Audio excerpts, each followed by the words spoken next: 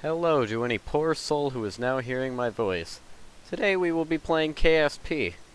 Now because this is my first Kerbal Space Program video, I don't want to do anything ridiculous. So we'll do a normal type of mission.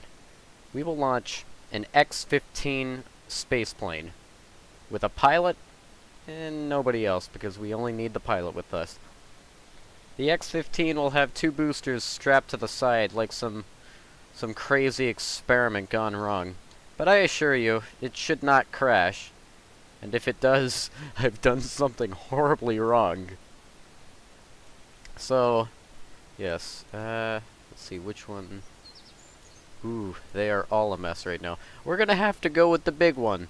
I say the big one because the original one had two boosters strapped to the side. This one looks like it has an entire set of boosters. So bear with me. This is gonna go higher than just low Earth orbit. Completely unintentional, let's go with it.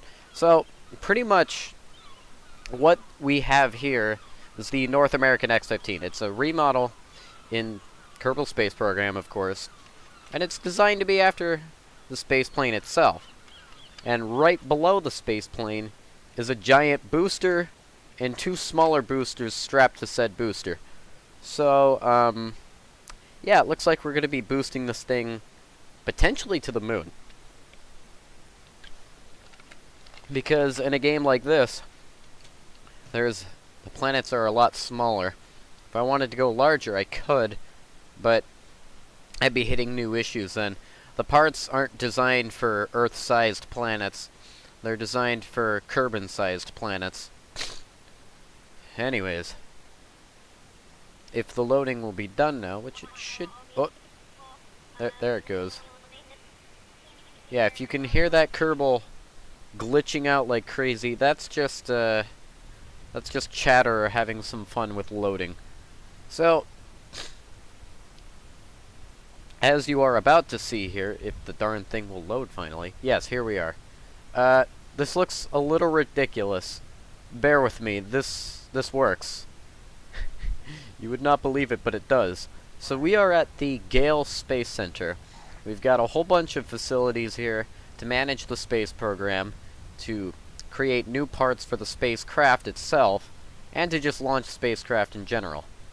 Now, we are going to be launching, I assume, to the moon now. I mean, unless I want to leave that for a two-parter if we take up too much time. But for now, we're just going to try and get into orbit. So we've got our pilot here, and she is getting ready to just go into orbit. So, starting off with almost every single mission you will do in this game, you just want to get off the planet. The planet you do not want to be on if you're getting into space. And it can be quite difficult depending on the payload on how you're going to get up there. Which is why this is so large. Normally, if I tried to launch this space plane with just the plane itself, I'd barely be able to get into orbit. But with this, I should be able to get much further. Now, the usual procedure for getting a space plane into orbit, or anything into orbit for that matter, is to make sure I get up to about 10,000 meters and then start turning. Immediately start turning. Yeah, this is lagging. Jesus. Let's get a few of these off of here. I have a lot of satellites in orbit, bear with me. There is a lot going on here. A lot that I could explore later. But for now, let's just focus on the X-15. So as you can see, we're about to reach the first phase. So the first phase after liftoff is to start turning at a 45-degree angle, heading... Ooh, it's going to be a little bit tricky. Heading eastward. So yeah, it's having trouble trying to turn. I'm going to slow it down so that it doesn't burn the ship up. As you can see, it's starting to heat up here. I'm trying to turn it further, but... Ooh, got it? It's starting to turn. Alright. And if you look, our OPI axis, it just touched 70,000 meters, which means we're already hitting orbital altitudes, and I can't slow the ship down. because these two solid boosters I can't control. I can control the main engine, but These boosters are gonna push this orbit a little ridiculous. Shenanigans already. Yes, this won't be the best mission. Definitely not the most efficient. But it should get us ready for an orbit. Ooh. Pretty high up here. So that is set to deploy at 50 kilometers. We're going to begin turning so that, well, one, it looks better, and two, so that the wings can take advantage of whatever they can up here. Of which there isn't much to take advantage of. So, the engines on the bottom, the two engines have thrust vectoring.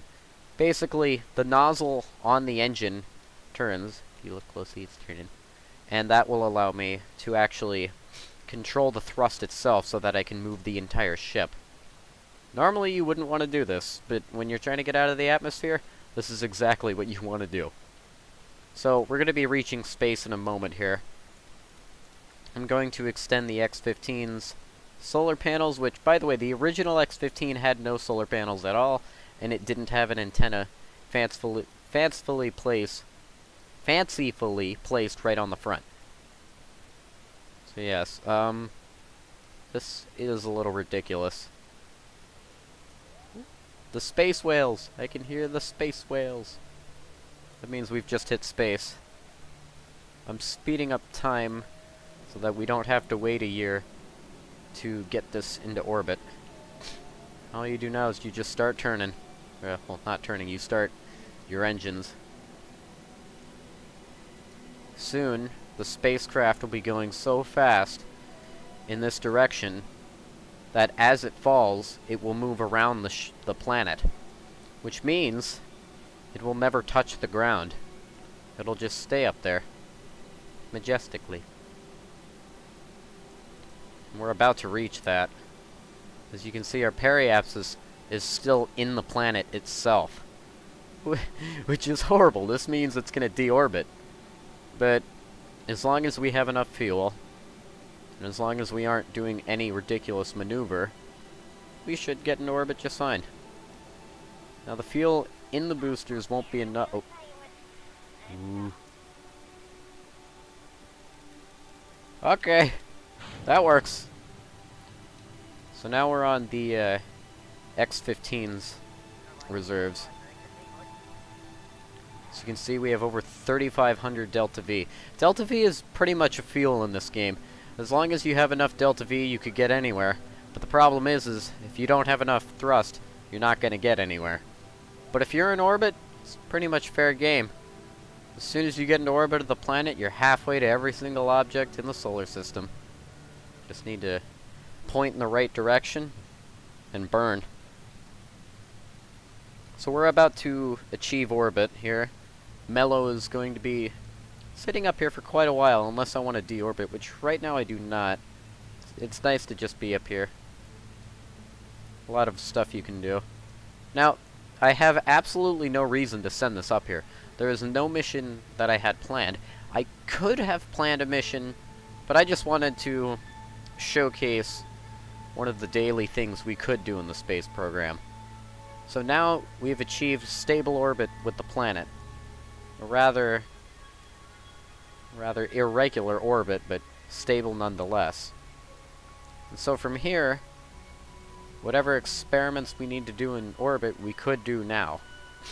Now, the X-15, this one in particular, doesn't actually have any instruments on board for doing experiments, so the most we can do is just go on EVA and enjoy the space. Look at that. It's beautiful. And my screenshots aren't working. Nope, they are. Just a little late. So now the ship, because there's no pilot inside, is just going to turn over and over and over. Not good. So now that we've achieved orbit, whatever we need to do, we can get done. And if I want to go to the moon, I very well could. But it'd be rather difficult. you see, you need to set up a maneuver burn.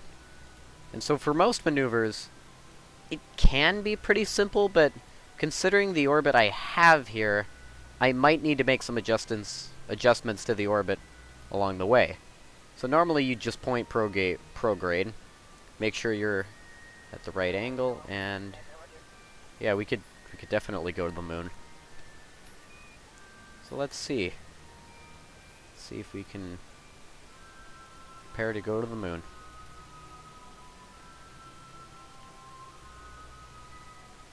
Now, if I'm going to land this plane anywhere on the moon, I might want to land it in a specific area.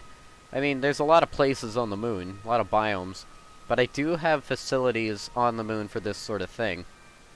So, Moonbase Alpha is one of them. Well, Moonbase Alpha was decommissioned. It's been replaced by Moonbase Beta. Alpha was kind of an experiment, it didn't work out too well. So yeah, now we can speed up. And right here is this node that says T-minus, what, minute now? So once the counter goes down, I just point in the direction of the maneuver and start burning. It says it's going to take about 46 seconds to complete the entire burn, and then we will be on rendezvous with the moon. So, T-minus 5, 4, oh, it's lagging a little bit, 3, 2, 1, ignition. Don't do that every time, but hell, we'll just do it for show. Yeah, this is a beautiful sight. Alright, Mel, are you ready to go to the moon? I'm sure not. I was just planning on going into orbit. But yes, now we're en route to the moon.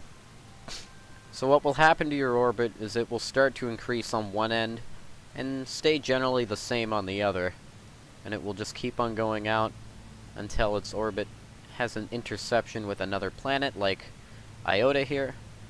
Then it'll either fly by, crash into it, and if you have enough fuel, you can just put it into orbit and have it sit there for a while.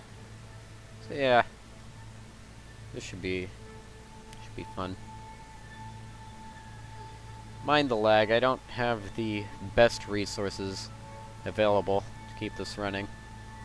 I could definitely use an upgrade, but that'll have to wait. Let's get a crew report. Seems we are very much in space right now. The sky seems to be mostly below us. Alright. Send that to mission control. Don't need to, but why not? We're getting pretty close here. Oh. I think I went a little too far. Hold on, let me turn the ship around. The periapsis for the intercept's a little too high.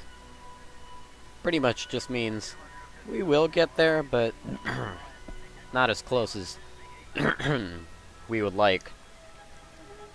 So yeah, I think I'm gonna stop it right about here as soon as I get this burn in.